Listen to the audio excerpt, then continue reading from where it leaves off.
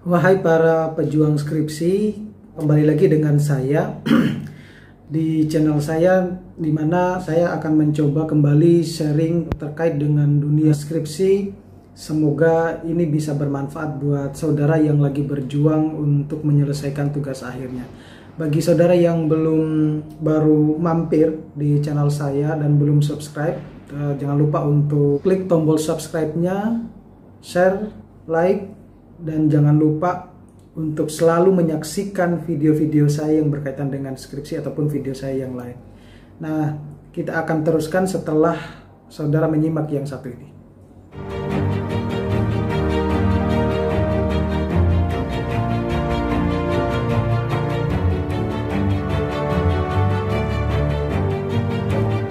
Banyak mahasiswa cenderung mengalami kesulitan atau bahkan menganggap bahwa bab 3 ini adalah bab yang paling sulit dari semua bab di proposal skripsi ataupun deskripsi.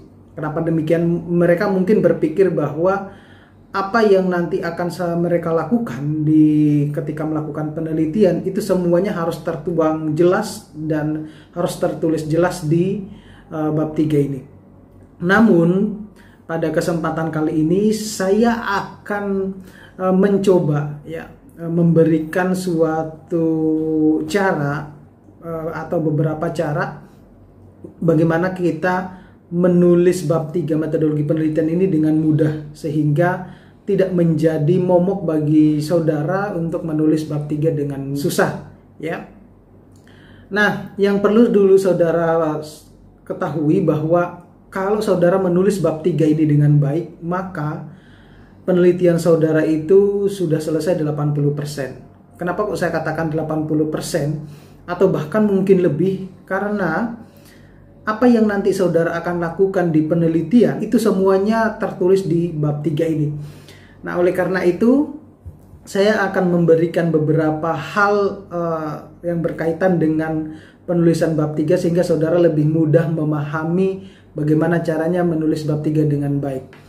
Tentunya di berbagai macam panduan yang diterapkan di beberapa universitas, baik itu ada yang di pendidikan, di teknik dan yang lain-lain, itu memiliki ciri khas tertentu terkait dengan penulisan bab 3 ini.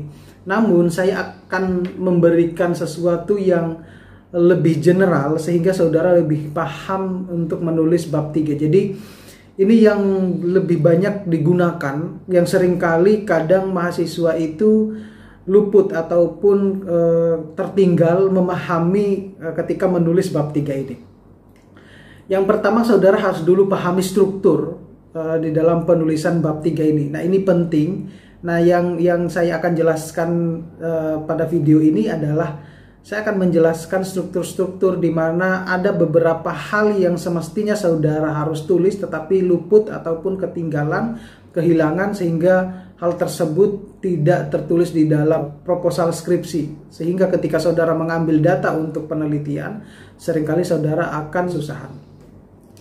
Jadi strukturnya adalah yang pertama dulu yaitu rancangan penelitian. Jadi rancangan penelitian ini berbicara tentang kita akan melakukan penelitian itu seperti apa. Jadi disusun kalimatnya sesederhana mungkin sehingga mudah dipahami oleh dosen pembimbing dan juga pembaca yang lain. Dan biasanya dosen pembimbing itu akan mengarahkan bahwa rancangan penelitian itu seperti ini. Biasanya otak dari seluruh serangkaian skripsi itu ada di rancangan penelitian ini. Kenapa saya bilang otak? Karena alur nanti saudara melakukan penelitian ini ada di rancangan penelitian. Biasanya untuk mempermudah kita menyusun rancangan penelitian itu berbentuk bagan ya atau diagram alir. Nah, saya menyarankan kalau ketika saudara membuat diagram alir, Anda bisa membuatnya bukan di Microsoft Word ya yang biasanya kita membuat kotak-kotak gitu. Tetapi Anda bisa membuatnya melalui software Microsoft Visio ya, tentunya disesuaikan dengan Microsoft Office-nya. Jadi kalau misalnya saudara menggunakan Microsoft Office 2010 ataupun 2013, 2016 ataupun yang 2019, maka Anda menginstal Microsoft Visio-nya juga dengan sesuai dengan Microsoft Office-nya ya. Jadi menginstal Microsoft Visio-nya sesuai dengan Microsoft Office-nya. Kemudian yang berikutnya adalah struktur berikutnya, yaitu variabel penelitian dan definisi operasional variabel penelitian. Nah, ini di rancangan penelitian juga ada variabel dan definisi operasional penelitian. Hanya saja yang membedakan adalah kalau di variabel dan definisi operasional itu saudara harus menyusun kalimat, sedangkan kalau di rancangan penelitian itu hanya secara singkat saja, seperti itu. Jadi di dalam menentukan variabel maupun definisi operasionalnya, yaitu ada misalnya variabel bebas, juga ada variabel terikat, ada juga variabel kontrol, nah semacam itu. Kemudian definisi operasionalnya saudara menjelaskan dari variabel-variabel yang sudah saudara tentukan. Selanjutnya adalah kita menyusun waktu dan tempat penelitian. Jadi waktu dan tempat penelitian ini di mana kita akan melakukan penelitian ini berapa lama, ya.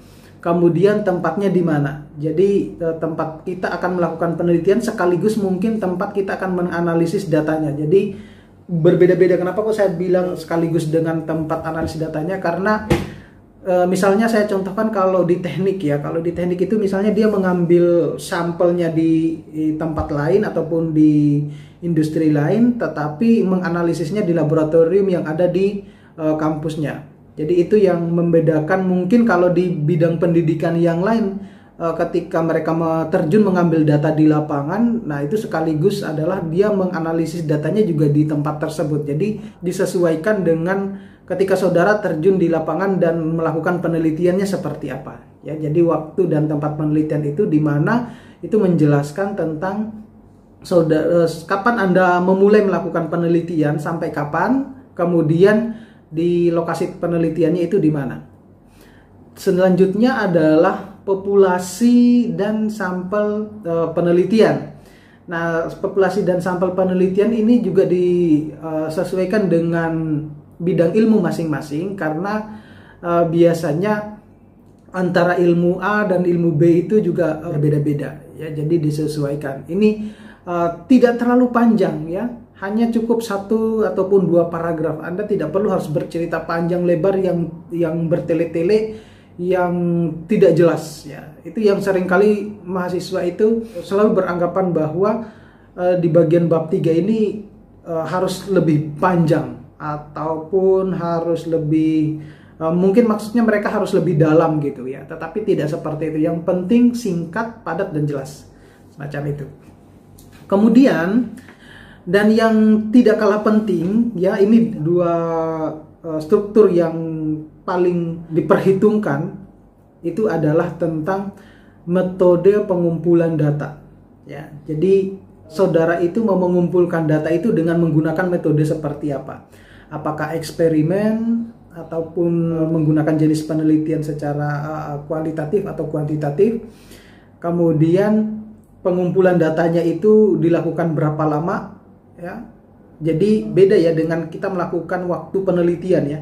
Kalau metode pengumpulan data itu kita start mengambil datanya ya, kita mengambil datanya itu mulai kapan ya, kemudian berakhirnya kapan ya. Jadi metode pengumpulan data setelah data itu sudah terkumpul nantinya. Dan yang struktur berikutnya yang tidak kalah penting adalah metode analisis data. Jadi setelah saudara mengumpulkan datanya, maka langkah selanjutnya adalah saudara harus menganalisisnya. Nah, ini juga berbagai macam bidang itu juga memiliki analisis data yang berbeda-beda ya. Ada yang menggunakan misalnya statistik ya, atau menggunakan software SPSS gitu ya, ataupun hanya memanfaatkan Microsoft Office yang Excel. Ya, tetapi ada juga yang kalau mau lebih expert itu juga bisa menggunakan yang Origin Lab ya, itu juga lebih bagus. Jadi sesuaikan dengan kemampuan saudara ketika nanti menganalisis data. Jadi semua ketika data itu sudah terkumpul, nah kemudian Anda mau menganalisisnya seperti apa. Nah, itu penting sekali untuk disampaikan di bab 3. Ada kalanya mahasiswa itu cenderung lupa bagaimana mereka melakukan pengumpulan data, kemudian dianalisisnya seperti apa. Penting saudara saudara memahami bagian metodologi penelitian ini, karena kalau saudara menyusun metodologi penelitian dengan baik, maka penelitian saudara itu sudah selesai 80%. Anda tinggal melakukan pengambilan data, kemudian disajikan di dalam skripsi, kemudian disimpulkan, selesai. Itu saja. Ya, jadi tidak sesusah yang kita bayangkan, bahwa biasanya mahasiswa beranggapan bab 3 itu adalah momok bagi semua mahasiswa. Enggak, ya. Oke. Terima kasih, sampai ketemu pada video saya selanjutnya. Semoga video-video saya yang berkaitan dengan skripsi bisa bermanfaat buat saudara. Silakan Anda cek di koleksi video saya di YouTube saya untuk video-video yang berkaitan dengan skripsi. Sampai jumpa, saya akhiri. Assalamualaikum warahmatullahi wabarakatuh.